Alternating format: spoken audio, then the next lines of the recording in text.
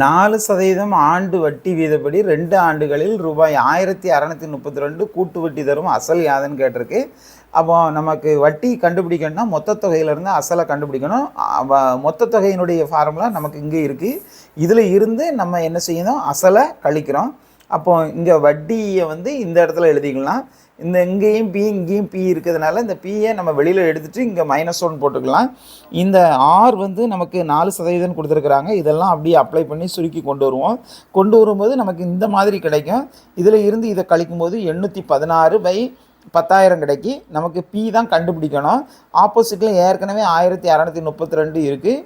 இங்கே இதனுடைய தலைகீழியாக அடுத்த பக்கம் கொண்டு போகிறோம். அப்போது 816 இங்கே பகுதிக்கு வந்துடும், 10,000 தொகுதிக்கு வந்துடும். இதை கேன்சல் பண்ணும்போது நமக்கு 2 10,000 கிடைக்கி. 2ஐயும் 10,000ஐயும் பெருக்கும்போது நமக்கு 20,000. அசல் 20,000. Answer A option.